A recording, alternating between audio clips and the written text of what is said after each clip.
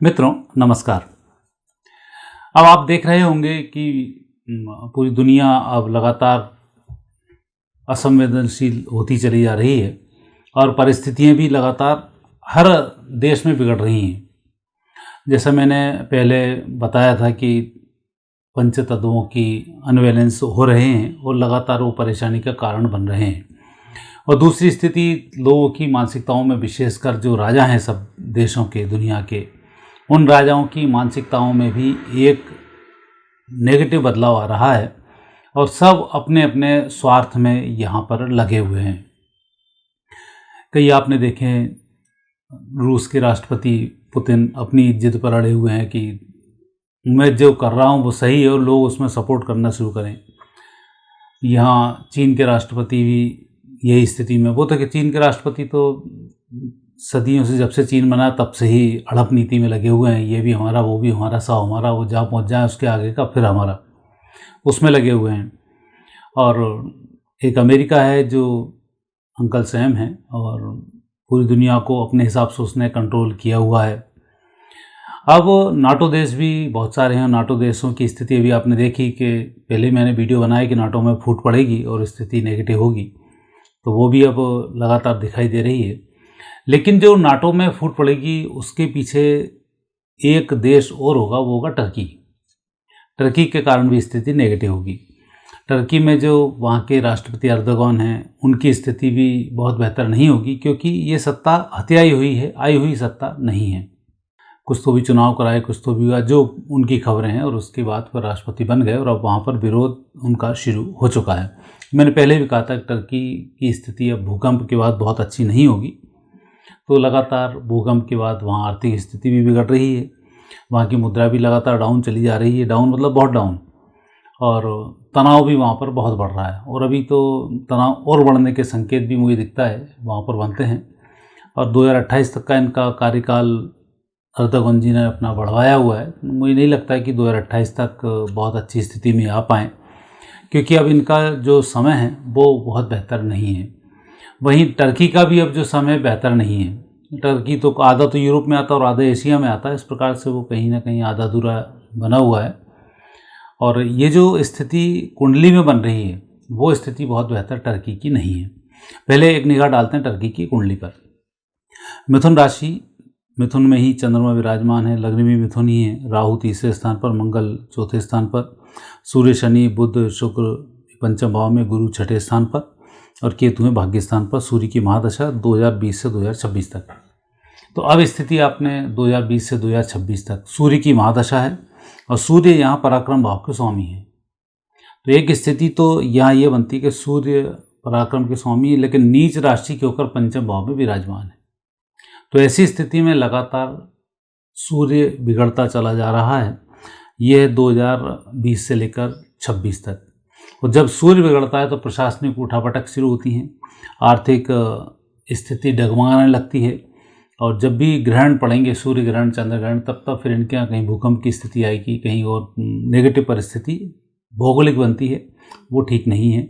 और यह स्थिति, भूकंप भी वहाँ जो आया बहुत ज़बरदस्त भूकंप था। और ऐसे में यदि नेता आपका सही नहीं हो, या नेता अपने आप में एक नेगेटिव मानसिकता लेके बैठा हो, या खलीफा बनने के चक्कर में हो, तब स्थिति और बिगड़ जाती है। तो वहाँ भी अर्दोगान जी की जो स्थिति है वो यही है कि एक खलीफा बनने के चक्कर में अपने देश का ही सत्यानाश करने पे वो तुले हुए हैं और ये स्थिति नेगेटिव दिखाई देती है। उनकी कुंडली भी यही बोलती है कि अब वो पॉजिटिव व्यक्ति नहीं रहे। अब तो खलीफा बनने के लिए पूरी दुनिया में युद्ध करा दें, लड़ाई झगड़े करवा दें, ये स्थिति बनती हुई दिखाई देती है। और वैसे भी एक सिद्धांत होता है, जब जनता उग्र होने लग जाए तब युद्ध ही एकमात्र हल होता है। यह उनको कुचलने का एक तरीका होता है कि या तो उनको कुचला जाए या देश को युद्ध की आग में झोंक दिया जाए ताकि स्थिति कंट्रोल में की जा सके। तो अब जनता उनके कंट्रोल में आने की अब नहीं है, क्योंकि जो स्थिति बनती है अब वो ठीक नहीं है। सूर्य में शुक्र चल रहा है मार्च 2023 से, 10 मार्च 23 से, और ये चलेगा 10 मार्च 26 तक। शुक्र की जो स्थिति वहाँ पर बनती है, तुर्की में 12वें स्थान का शुक्र स्वामी पंचम भाव का स्वामी है और सूर्य के साथ विराजमान है। तो यहाँ अब जनता भयंकर सड़कों पर उतरेगी, उत्पात मचेगा और सरकारी संपत्तियों को नुकसान पहुँचेगा। और लगातार नेगेटिव स्थिति बनी रहेगी। तो ये 1 साल का तो इनका पूरा चार्ट है कि पूरे साल अब तुर्की चैन की नींद नहीं सो पाएगा। अब यहाँ अर्धावन जी का जो रोल रहेगा वो ये है, अर्धावन जी की जो कुंडली है वृषभ लग्न की कुंडली है, गुरु लग्न में विराजमान है, केतु दूसरे स्थान पर है, शनि छठे स्थान पर, चंद्र मंगल सप्तम भाव में, राहु अष्टम भाव में, सूर्य बुध शुक्र हैं दसम स्थान पर। और राहु की महादशा 2018 से 2036 तक यहाँ चल रही है। और अभी जो समय है राहु में शनि है, अक्टूबर 23 से अगस्त 26 तक। तो राहु में शनि जब भी चलता है, शनि में राहु चलता है तो डिप्रेशन का कारक बनता है और व्यक्ति बिना सिर पैर के काम करता है, जो खुद के लिए भी नुकसानदायक होते हैं, परिवार के लिए भी नुकसानदायक होते हैं। तो यहाँ स्थिति अर्धगौन जी की यही बनती है कि अभी ये जो चालें चलेंगे वो खलीफा बनने के हिसाब से चलेंगे और खुद के लिए भी ठीक नहीं है और अपने देश के लिए भी ये ठीक नहीं है।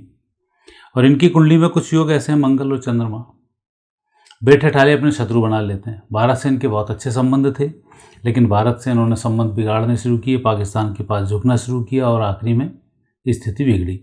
भारत में जब भूकंप आया तो तब भी बड़े खुश हुए थे कि अल्लाह ने इनको एक सज़ा दी है भारतीयों को। तो अब जब खुद के आए तब स्थिति विकट हुई और भारत ने ही फिर उनकी जाके मदद की, लेकिन एहसान वहाँ पर नहीं माना। तो एहसान फरामोशी जो होती है वो होती है जब भी कभी नेगेटिव स्थिति 6, 7 और 8 भाव में हो। तो यहाँ नेगेटिव में शनि बैठे हुए हैं, नेगेटिव में मंगल हैं, सप्तम भाव में अष्टम भाव में राहु हैं।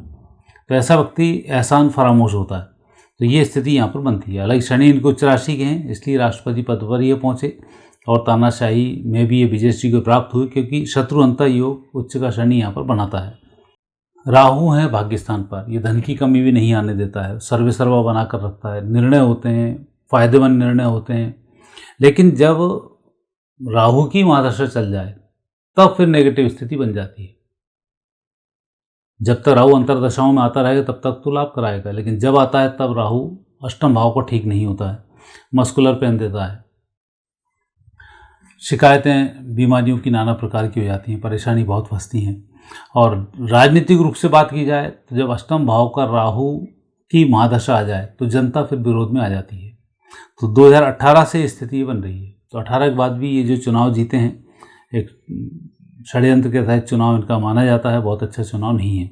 और यही कारण है कि अभी उनके जो विरोधी एक हैं इमाम उलू, जो इनके विरोध में खड़े हो रहे हैं या विरोध में आ रहे थे, तो उनसे ये इतना घबरा गए कि उनकी डिग्री को भी इन्होंने अमान्य घोषित करा दिया और नेगेटिव स्थिति को लेकर चले आए। तो वहाँ पर उनको जेल कराना, तो ऐसी स्थिति फिर बनती है कि जनता इनके खिलाफ आना शुरू होगी और ये नेगेटिव स्थिति में आएंगे। और अब इनकी जो नकारात्मकता है ये नेटो देशों में फूट डालने का काम करेगी, क्योंकि नेटो में कुछ देश फूट डालेंगे। एक तो अमेरिका का शिथिल होना, अमेरिका का अपने हिसाब से ही चलना, दूसरा रूस का आगे बढ़ना, तीसरा यूरोप में भय का माहौल पैदा होना। तो ऐसे समय में ये लोग अलग अलग तरीके से जुड़ने शुरू होंगे। और विश्व कुंडली में जिस तरह से षड्ग्रही योग जो बन रहा है, यह योग भय को दर्शाता है। जैसा अभी तो लगता था नेटो देश हम इकट्ठे हो जाएंगे तो कोई हमारा कुछ नहीं कर पाएगा, अब स्थिति ये देखी कि नेटो देश में अमेरिका को छोड़ के खुद में कितनी दम है। जब यूक्रेन को सब नेटो देश देख रहे हैं कि यार यूक्रेन की जब पिटाई हो रही है तब कोई साथ नहीं आ पा रहा है, अकेले ही युद्ध लड़ना पड़ता है। हमारे मोदी जी ने तो कहा है किसी भरोसे रहना ही नहीं चाहिए, खुद ही युद्ध लड़ना चाहिए। और यही कारण है कि 2014 के बाद भारत की जो सेना है जितनी मजबूत हो रही है उतनी पहले कभी भी नहीं रही। तो ये एक सिद्धांत सभी लोग देख रहे हैं भारत किस तरह से मजबूत हो रहा है, और मजबूत हो रहा है तभी आंखों में आंख डाल के बात भी कर रहा है। तो अब जितने नेटो देश हैं बचे कुचे 4-5 फिर जुड़ेंगे और फिर आगे स्थिति को और बढ़ाएंगे। तो ऐसे समय में जो टर्की है ये खलीफा बनने के चक्कर में नेटो में फूट डालने का काम करेगा, चीन इनमें फूट डालने का काम करेगा। और नेटो में विशेष रूप से टर्की की बात की जाए तो ये चीन की दम पर अब आगे बढ़ेगा।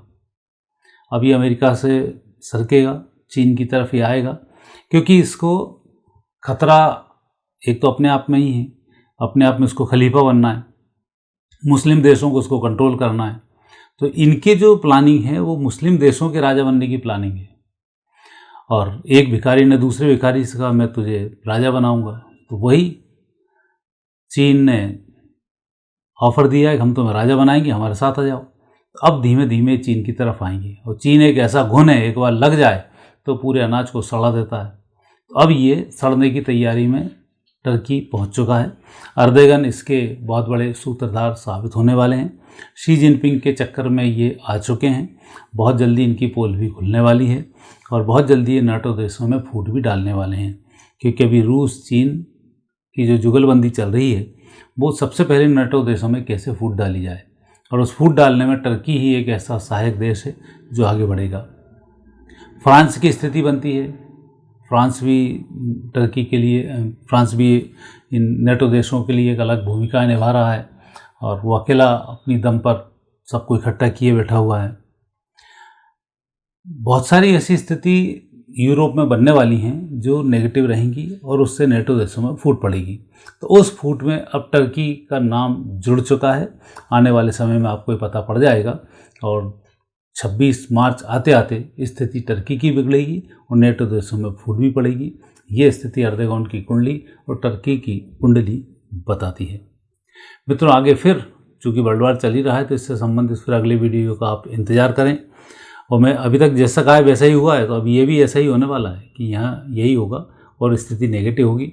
लेकिन भारत जो सनातन संस्कृति है, अब उसका बोलबाला हो रहा है।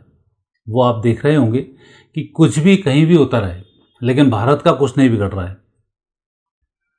शेयर मार्केट में भी अब वापस उछाल आने वाला है।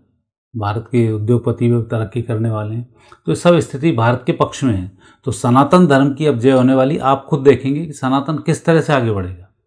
जहाँ पूरी दुनिया में आग लगी पड़ी है, वहाँ भारत नए सिरे से आगे बढ़ रहा है।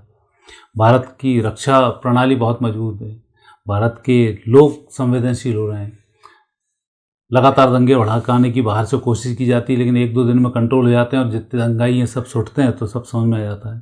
तो ऐसे समय में भारत अब मजबूती की ओर जा रहा है, तो अन्य देश अब नेगेटिव स्थिति में होते जा रहे हैं। ये आप खुद देखेंगे कि सनातन धर्म में कितनी शक्ति है, भगवान कैसे मदद करते हैं और कैसे क्या करते हैं। आध्यात्मिक रूप से यदि आप इसका चिंतन करेंगे तो उस महाभारत काल को जिस तरह से संजय ने देखा था, आप भी देख पाएंगे। लेकिन आपको थोड़ा सा धार्मिक होना पड़ेगा, धर्म ग्रंथों का अध्ययन करना पड़ेगा। उनमें सब चीज़ें लिखी हुई हैं, कहाँ दुनिया कैसे जाएगी, क्या होगा। आप पढ़ेंगे, आपको लाभ जरूर मिलेगा। आगे फिर नए विषय के साथ आपसे भेंट होगी। नमस्कार।